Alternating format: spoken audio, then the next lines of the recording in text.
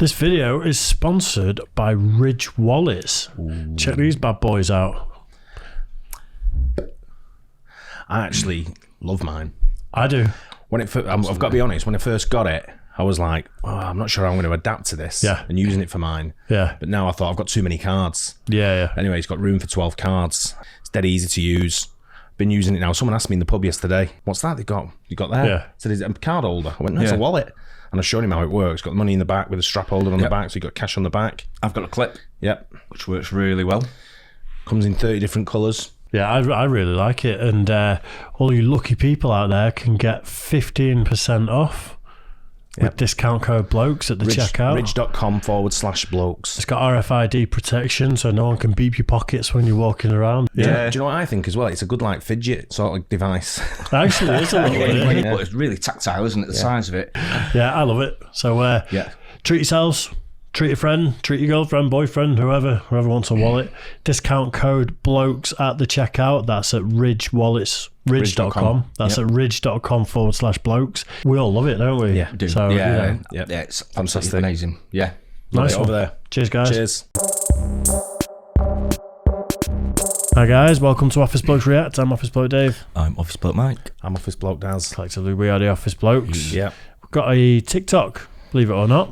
Go to TikTok, type in the Office Blokes. Starting to get a little bit of momentum, aren't we? Yeah. But just a bit. Quite a lot of content on there as well, isn't there? There's loads there now. Yeah. Head over there. Treat yourself. Do a little subscriber, a follow, or whatever it is you do over there. And we do appreciate it. Right. This is what the rest of the world thinks of Americans in 2019. Funnily enough, I was listening to, and shock horror, I was listening to Joe Rogan this morning. And who's he? Not heard of him. I don't know. Never heard of it. What does he do? But he gets a mention every day, I think, doesn't he? No, I've not mentioned it for a while purposely. Twice on Sundays. There's a guy on it that is like a big black guy that used to he converts KKK members, so he'll sit with them and just chat for a few hours, and then it's become a thing that people send their robes to him. And he was actually talking about the fact that if you really want to know, if you want to be introspective, you want to try and consider what other countries think of you. Yeah, like he was literally talking about it this morning on my way into work. So it's interesting that you'd queue up a video that is what the world thinks of Americans. Yeah, well, it's because I've travelled around the world. A lot of people tell you what they think of British people. Yeah. Sort of thing in English, or Mancunians, or And even if you travel around the country, people tell you what they think of Mancunians or people from Wythenshawe or wherever you're from. Yeah, true. Yeah. People always have a perspective of what they think of you. Yeah, like say even down to parts of the country, don't they? Yeah. And we do around different areas around here, even, don't we? We're very judgmental, aren't we? But, probably. No, I mean, people say the more north you go in England, for example, the friendlier the people get. Yeah, that's the perception, so isn't from it? the south to the north, it's we're a friendly bunch up here, aren't we? Yeah, I think so. Yeah, I think someone was saying on a group chat I was on the other day, do you say hello to people in an elevator? And if so, whereabouts are you from? What part of town are you from? Because we've been doing a survey sort of thing. And also, do you say good morning or hello to someone if you're walking past them in the street? Yeah. Like you wouldn't say it on a busy street, to everyone. You wouldn't be like hello, hello, yeah, hello, be too to busy. everybody, would you? Do you know what I do in an elevator? What? Farts, probably. No. Press the button and then I turn and face the rest of the elevator with the doors to me back. That's to weird. the doors. Yeah. I know. That's really weird. I know. That's why I do it. Because no one knows where I look. It proper freaks everyone out. They're looking at you like... Yeah. And you say something like, do you know why I've asked you all here today? That would really freak them out, that would. Yeah, I tend to just nod at people or smile at them and stuff. You don't have to go, hello, how are you? And like, I'm not after a conversation, but I will walk in and just smile at them. I found them doing it more these days, especially locally where it's a lot quieter. I think you tend to get older people saying good morning to you. If it's Saturday, Sunday morning, if you get someone a bit older, they always say morning or hello to you. But I found, because I'm walking a dog a lot more now, you tend to sort of like engage with dog owners a lot more. They tend to sort of like dog friends. And dog friends. Well, you have to let the dogs sniff each other and all that, don't you? That's what I thought that was the owners. That's what dogs do. Well, you come across to me though as that kind of guy when you're walking down through a field or whatever, like a walkway, and you see someone coming towards you. You probably say, "How do?" You're right, Mucker. I'm 50. Am I right? Is it how do? I know. I've never said how do. Oh. Ever. I'm not from Yorkshire, am I? No, Anyway, Yeah. let's get into it. What the rest of the world thinks of Americans in 2019. A very relevant and current 3-year-old topic. Can someone tell me why Americans always leave the AC on, even if they go out all day? This question we saw last night posted on an online forum by a disgruntled hotel owner. What followed were reams of insults, generalizations, arguments, peppered with the odd, intelligent, and temperate comment. That's par for the course online, but it's fortunate we saw that so soon before writing the show. We saw comments along the lines of Americans are just arrogant and ignorant, as if 325.7 million people were molded into one monolithic entity. Then we saw, I'm American, and I leave the AC on as long as I like. I pay for it. See, people said, they all think the world owes them something. What about the environment? Driving around in their big cars and SUVs, throwing out more trash than anyone, and pretending to care about environmental disasters. This went on, with people casting aspersions against an entire nation. Others, of course, weren't so bad, calling out people for having a very limited understanding of a country and its cultural and intellectual diversity.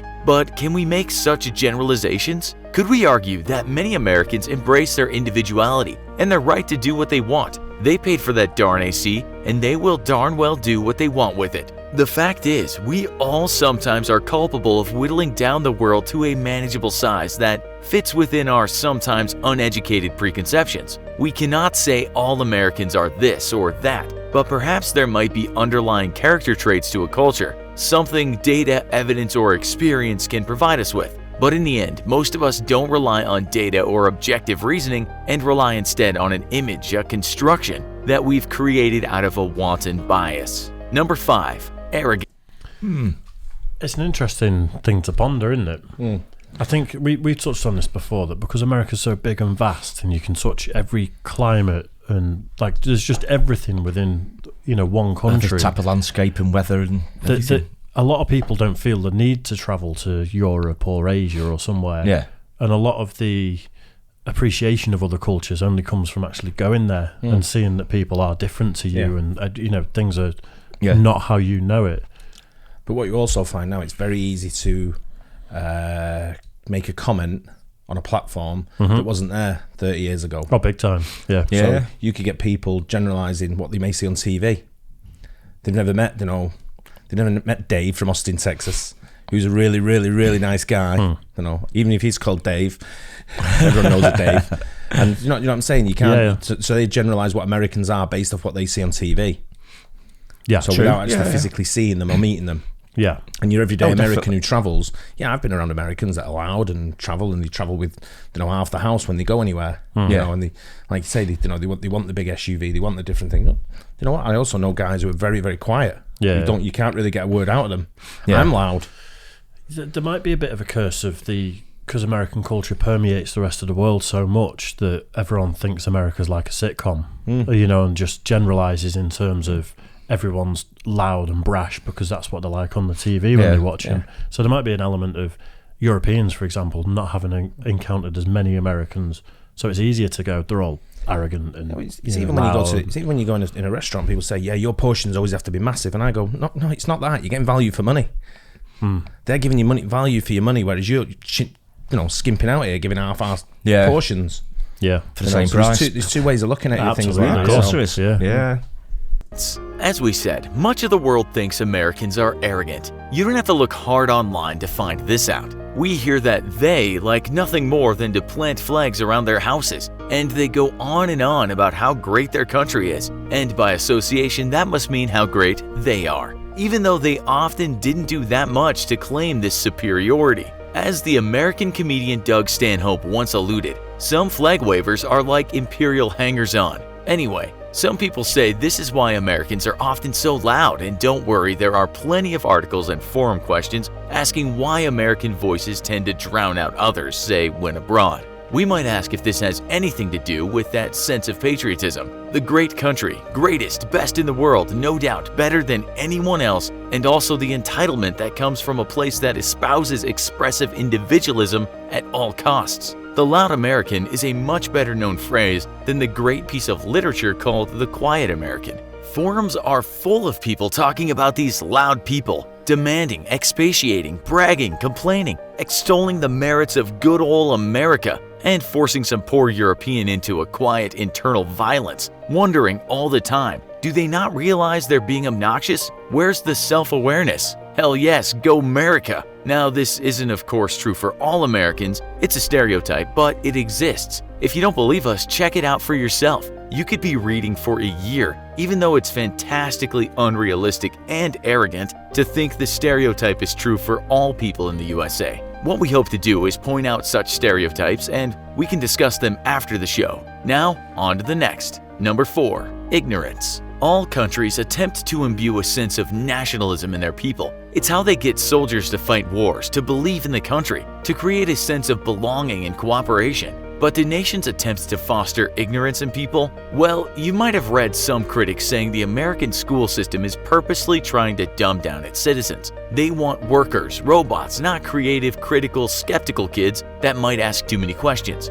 Hail the idiocracy! We're not saying this is true, it's a criticism leveled by some people, but we can say that much of the world thinks Americans are ignorant. Well, to be frank, most of those shows pointing out American ignorance regarding their own nation are made on home turf. But you'll find people outside of the USA saying things like they don't know anything about history, not even their own. They believe only in their own heroic narrative and think the French Revolution is a roller coaster. We're told Americans are so insular, they are out of their depth when they walk out of the front door. But is any of this true? Listen to this. There's a cult of ignorance in the United States, and there always has been. The strain of anti-intellectualism has been a constant thread winding its way through our political and cultural life, nurtured by the false notion that democracy means that my ignorance is just as good as your knowledge. Those words were spoken by the American scientist Isaac Asimov. But the fact that those words were his means there's a contradiction in terms. America is constantly ablaze with creative thinking.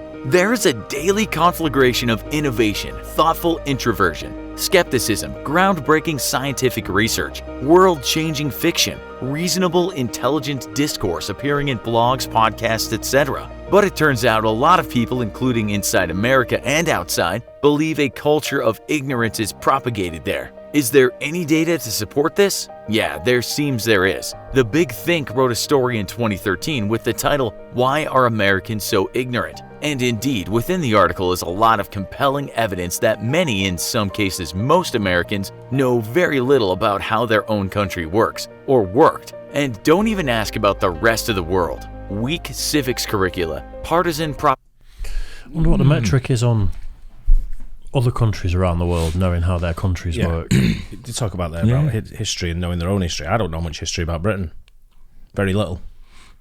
Yeah, I know. Yeah, I know a bit what taught at school, I suppose. But yeah, that's a long time ago since we've actually done anything like that. You can go to an American historian and ask them questions. Now, sometimes I used to watch that show Pawn Stars, and they'd have something. Yeah, well, I watch them now. This is what I used to watch. Yeah. I've been to that pawn shop in Vegas. Yeah. So what I'm saying is, you get something specialist, and you get a historian that comes in and he talks about it, and they'll give the piece on. They give like a lot of information on the artifact they've got, and I'm thinking, God, that was a great insight. Yeah. So you speak to someone like that, and you've got a whole different thing. I mean, I know that's not 300 million people. It's only one, but you can't generalize. And I'm saying that I think people are going off this on tourism and without going there. Absolutely. Yeah, like I say, I think a lot of it's come through just watching television programs and sometimes what's portrayed in the press and the media as well, because sometimes they could be anti-American as well, can't they? But if you look at if you follow the media and stuff like, remember that Channel 5 guy we watched when he goes around like Miami Beach or wherever he went, and he was doing something. I can't remember his name now. I thought it was John somebody, but John. Yeah, John Adams. John Adams. And he'd go around and you see the students going on, they're all pissed and they're all like, "Whoa, yeah!" They're all giving it all the big and they're dead loud but they're all pissed up or on drugs. Yeah, I could take you places around here, just very local to where you'll get big mouth gobshites. Yeah, one being the navigation. True. Yeah. You know, another thing I think is because our history is so entwined in the rest of Europe's history, going back thousands of years, that we do know more about, say, the French Revolution and things like that, because that's our history as well. I've been on it at Blackpool. Yeah. Well, that was a joke there, wasn't it? But the thing is, because America's relatively young in terms of countries, you know, they're probably more focused on them if you know what I mean. Whereas like our history is France's history, is Spain's history. It's local as well, isn't it? You Yeah, know, when that's you what look I at the mean. size of it as opposed to the size of America from one coast to the other, it's like a huge area, isn't it? But I'm Whereas not sure- Europe is, you know, what we're talking of there with France, Germany, Spain, places like that, you know, obviously it's a lot closer as well, isn't it? A lot Yeah. more local. Yeah, but I'm not sure what they're comparing the arrogance and the ignorance on, sort of thing. I think that there's probably a degree of that in every single country, isn't there? That's in what the I'm world. saying. Yeah, Yeah. Got to be. Give us one of those beers, mate. yeah, That's, you know, like how many English people speak another language yeah. when they go abroad? Yeah. Yeah. It's so rare. Yeah. Absolutely, yeah. Hardly of any. course. Yeah. Well, out of us three, Yeah. none of us. See? Okay. Where are you in France? No habla español. That's not going to work in. That's not going to work in Belgium, mate. That ain't going to get you a pint of beer anyway. No. Propaganda and misplaced priorities of the mainstream media all share some blame for American ignorance, the writer says. But we feel it goes deeper than that. We'll let you decide. Number 3, positiveness and friendliness. We've really been bashing America, so now we'll look at a positive stereotype as equally untrue for all Americans. We must add, though, that when it comes to generalizations of countries, many people harbor a negative bias. How many of you have ever uttered the words, "Oh, I really don't like the English, the French, the Indian, the Chinese"? Just add your nation to the list. We recently saw All of them. Fuck them all. Yeah. Change English for Welsh, though. And it's your list. comment made by a young American who has gone to study in the UK. He couldn't wait to get out, saying the atmosphere for the most part was grey, unfriendly, and intimidating. Maybe he just went to the wrong place, London. but one might argue that Americans are in general more open and positive than Brits. We might remember what the dry, wry British celebrity intellectual Stephen Fry said about his trip to the US when he made a show about travel there. He said this sense of outgoing positivity he enjoyed, and he said it's something the Brits were missing. You can do it in America, or at least many people are taught to think they can. While back in Britain, perhaps the most downtrodden submit to the fact that life is hard, painful. Where's the beer? What some people call arrogance, Fry said, was partly American optimism, or what he said was a refusal to see oneself in a bad light. He added, if you go to an American bookshop, by far the biggest section is the self-help and improvement. He said people believe that life is refinable and improvable. That's how America works, he said. You adapt and you find ways to improve, you never submit. Hell yeah, he loves that about America. Take that in your British pipes and smoke it. We think we might add here that a lot of people have experienced this, and while harboring the stereotype that Americans are outgoing and confident, those same people might hold a counter-generalization that sometimes this positivity climax is a bit too hard. It jumps the shark. And then, within this transposition, it manifests as something deplorable to others. It turns into pride without substance, blind faith, a superiority complex that is bathed only in its own ignorance. Number 2, money. I think in the scheme of things, America as a country is a teenager, and we're all grumpy old men.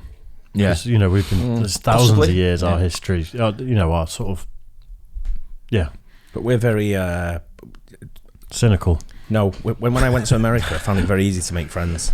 Yeah, Right. So whether you make British friends, American friends, French friends, whatever nationality, it was very easy to make friends. Yeah. Right over there, I found that when I come back to England, everybody's already got their friends. yeah. They don't want new friends. Yeah, I've got enough, thanks. Yeah. To people find are someone else. That's our mentality, the way we think is. We're Yeah, very that- introverted yeah. in a way of saying like, "Don't talk to me, don't talk to." Oh shit, he's talking to me. Why I is think he so, talking? yeah. Why Why is he is trying that? to start a conversation with Yeah. me? I don't- I always found that to be. I think that is true, that they are positive and friendly. Absolutely. I always. That's the impression I get of them, and that's what I'm expecting when I go over there. Yeah. I think they are friendly people, and they'll pretty much talk to anyone. Yeah. I know there's exception to a rule with every single country, but Yeah. I think that's a perception that I get. Very welcoming. which is good. Yeah, It's very, I very, think very so. welcoming, and it's for someone who's an immigrant into a country. You want to be welcomed because you want to be a part of that society. Yeah. Yeah, So, but when you come back here, I know these people who say they'll do things over here. It's like the Ukrainian immigration thing at the moment, where they say, "Yeah, I'll take an Ukrainian immigrant." Oh, you know what, mate? There's 50 homeless people down there. Start with them first. See how you get on with them. yeah. And if you don't work with them, then you can't have a Ukrainian. Yeah. If that makes sense. Earn your Ukrainian. Yeah, you've got it because you're getting paid 350 quid a week for it, whatever it is. It's a month. A month, whatever it is. Yeah. So, they'll do it for money, but they won't do it for the love. Whereas if you go to America, they'll do it for the care and the situation what someone might be in. It is. Yeah, I mean, it's strange over here how we are sort of introverted.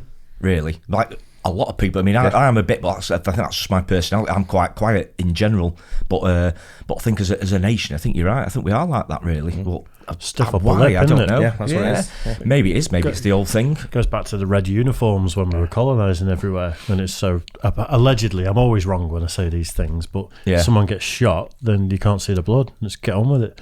Yeah, you could Stiff be upper right. lip. It could be a throwback. Yeah. So if I go in the pub and someone sat there and they're on their own drinking and reading the newspaper and drinking a beer, I always say, I'll make a comment to them, and if I can tell they don't want to speak to me, I just carry on. Yeah. What's your horse racing, mate? You got the betting pages there.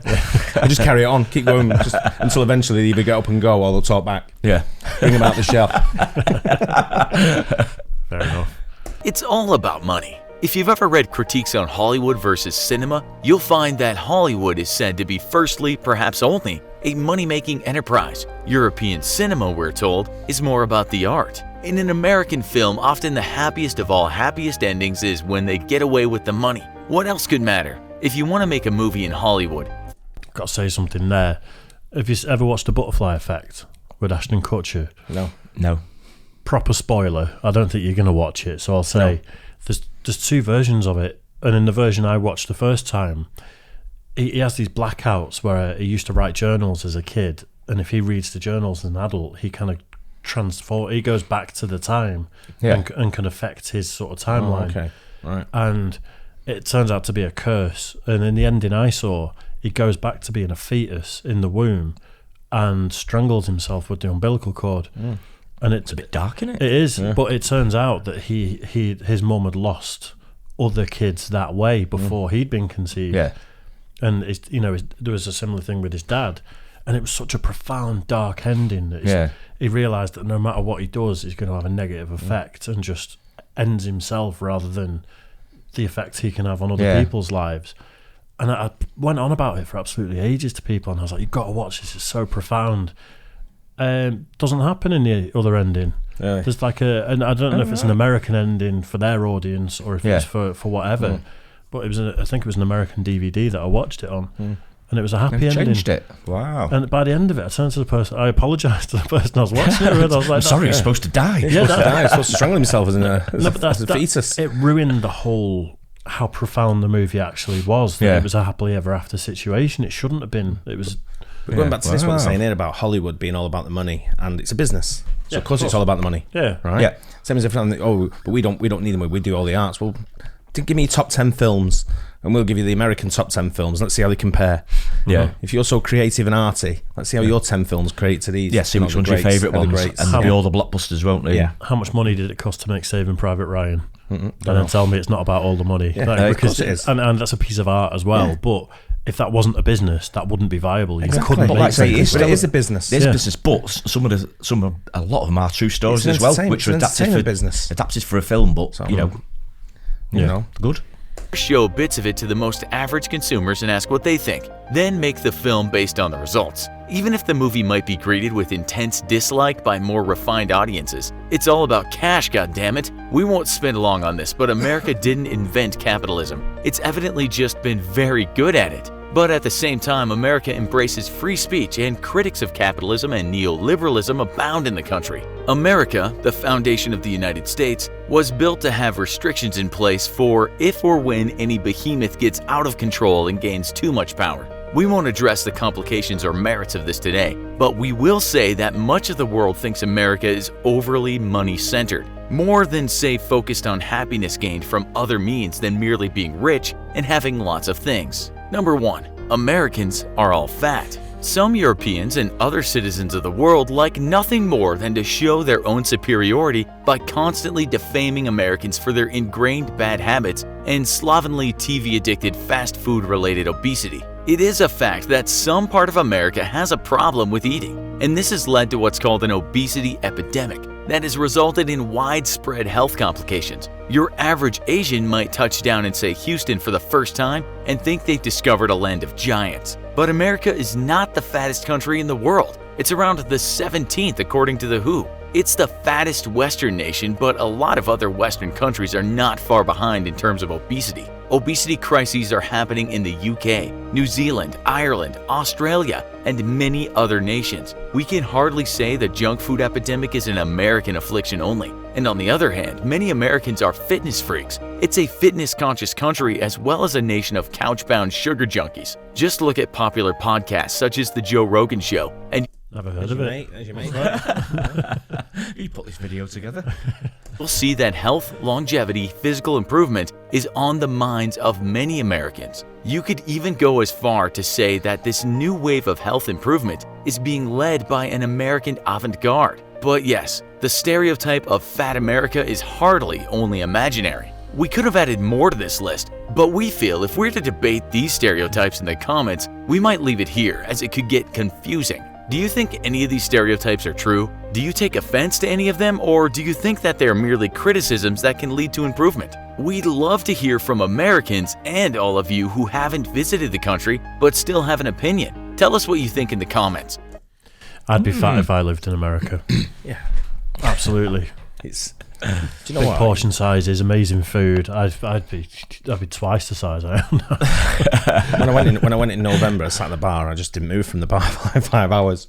Didn't even have to get up for anything. Yeah. You know, the food comes to you at the bar. They cook it at the bar. I mean, it's always going to be a problem to a certain extent in affluent countries, isn't there? With weight problems and stuff like that. Like I say, they're not even the worst. There's a lot more worse than them. Yeah, isn't there? it's a bit of a paradox though, because it's when you say affluent countries, it's generally the poorer people that are the fatter though. Yeah. Because But because it's worse food, you mean? The junk food Oh, is right, okay, cheaper and easier, isn't it? Yeah. So you know, it's the UAE was just above them there, Yeah. Yeah. and that's full of fatties. Is They've it? got loads of money, haven't they? And they just eat. Yeah. And eat, Yeah. You know. It's funny though, isn't it? That's their culture, just Again, eating. you say because Yeah. they've got loads of money, but then it's in general, it's a poor person problem. Obesity, But they have a big isn't feast of food. What they do it? Yeah. in the Arab world, when they've got money, they put massive platters on. Probably eat about 3 little portions of it, and the rest goes to waste. Yeah. You know? I noticed it definitely with when my financial situation started to become sorted in recent months with the house and all that sort of stuff. So easy to just go, can't be arsed cooking, I'm going to order a Chinese. Yeah. And like I can see the effect on me already with that, and a little bit of extra cash. It's an issue sometimes. I think a lot of people's ideas of America are definitely skewed by local media and TV programs and press and stuff like that. And I think a lot of it just comes down to a bit of jealousy as well. You know, people just have a go at them. They just sort of see headline things like that, and they just have a go at them all the time. And it becomes a thing because people, repeat it so often. I'm sure they have got problems, but haven't we all? But they still seem to be like a good bunch of geezers. I think one reason we've sort of beefed with the French so much over the hundreds of years, other than colonialism and invading and resources and stuff, is because we're both just as arrogant as each other. I think there's a British arrogance and there's a French arrogance. We see it in them, but very rarely do English people go, actually, we're very similar to the French in our own levels of arrogance. Go and try and speak French to a French person. Nah. I think they're worse. As soon as you try, I think we're close to them. It's just because we're in it, we don't see it. Nah. Yeah. I'm going to arrogantly say they're more arrogant than us. So Prove me wrong. But when was the last time you went to, say, France or Spain or so somewhere like that on holiday, for a beach holiday? Let's say for just a week in the sun. What, me? Yeah. Oh, 10 years ago. Spain. Did you read like a phrase book before you went and learn things, or did you just go, I'll have one of them, mate? No, but I did try and learn French about 10, 15 years ago. Got a Yeah. book, and it had an audio thingy and everything. I tried it at Euro Disney, as it was then. Now it's Disneyland. Bonjour, Mickey Mouse. It was something along those lines. £1.50. I was trying to order some drinks at the bar, and he just looked at me like I was a dick. Yeah, that's what they do. Somebody just got me. Had nothing to do with how you were speaking. I know, yeah. I probably said Some to him, "You're a sandals dick," with but- socks on you had. But Your beige shorts. I just went bright red. I thought, I'm not doing it again. know, I really genuinely tried, and it was like, I've had it. I'm not doing it again. I did an No A-level in chance. French. I sort of Yeah. spoke it all right. Go to France and they just rob you of your confidence as Yeah. soon as you try and talk to someone, and they're just like, Yeah, I went with a Look, French-speaking it's guy disgusting. to France and just went, tell him what I want. Of that. this is my translator. That's it. Take a translator with you. Yeah, definitely. Yeah. Interesting one to debate. that, It was though, isn't really interesting. Yeah. Good that. Hope Yeah. you guys enjoyed it too. Don't forget to like and subscribe, hit the bell, and we'll catch you on the next one. Cheers, guys.